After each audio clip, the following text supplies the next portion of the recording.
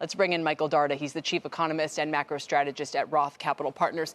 Michael, every time, look, I think intellectually these arguments all make a lot of sense, but often when we raise them, those who say we're on a larger disinflationary trend almost laugh and say there's no way we're really going to have an inflation problem, perk back up. What would you say to them?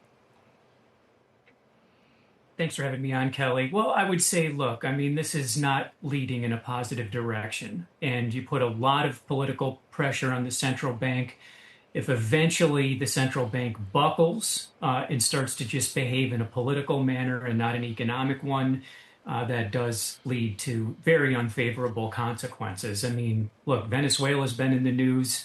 Iran is in the news. These are countries that do not have central bank independence. What they have is a lot of inflation, currencies that have collapsed, in middle-class living standards that have imploded. So that is really not a path down which we want to walk. No, but you're raising that analogy. I mean, look, here's what I'm trying to say. In the data, Mike, what do you see?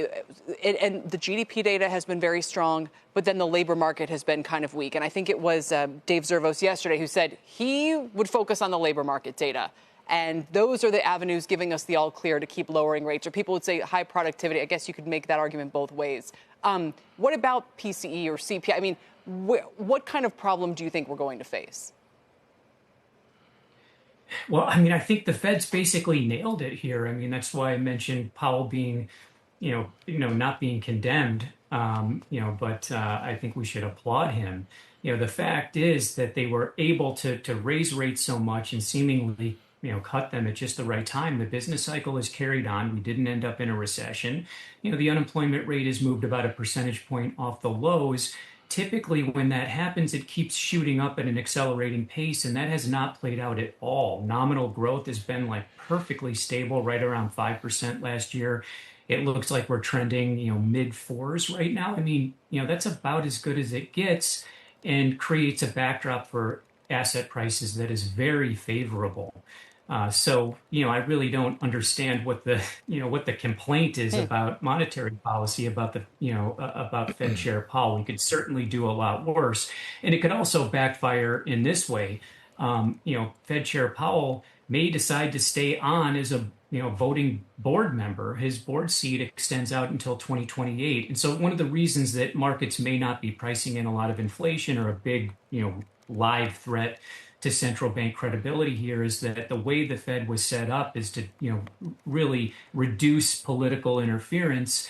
And even with all of these threats accumulating, markets are still pretty confident that the Fed's going to achieve its goals. We shouldn't take it for granted. I'm afraid that the market has, or even Austin adding to the confusion, has the sequencing wrong of what the concern is. And let me see if I can walk through this. I'm interested in Michael's opinion of this. Lack of independence does not create inflation. Lack of independence creates higher interest rates. And that would mean that the market would exact an inflation compensation for the lack of independence. What happens is when inflation comes along, a lack of independence would mean that the Federal Reserve would not address it adequately. And so it's a concern about future inflation from a Fed that is not independent. And if you want an example of that, just look at what happened in the post-pandemic period. People argue the Fed was too late in addressing it. Okay, that's a different argument. What happened when the Fed did address inflation? The Democratic appointees, the Republican appointees, all gathered together. Lisa Cook, the besieged Fed governor, what did she do when her first board meeting? Hiked by 75 basis points. What kind of loyalty was that to Biden? That was not. The Biden appointees, the Trump appointees all gathered. And what just happened recently, they all gathered, a couple of them dissented, some for more, some for less. Mostly they gathered to cut interest rates for president or during the presidency of Donald Trump. One other area of concern, this is extreme, but Senator Warren just talked about this idea of if a Federal Reserve Board is completely beholden to the president, what happens to things like access to the discount window, implementation of banking laws? Could people be debanked? The people on that call today spun a very, very worrisome or scary outlook for a Fed that is totally beholden, which is not where we think we're headed right now, but totally beholden to the president, said, don't allow this bank access to the discount window because they don't support my policies. That's a very dangerous situation. Mike? Yeah, those are all good points. I mean, look, hopefully we don't end up with the Federal Reserve completely off sides and then having to make, erratic, dramatic decisions, but you want them to be independent. So if they do make a mistake, they can try to correct it, right? And that's what they were doing in the second half of 22 and moving into 2023.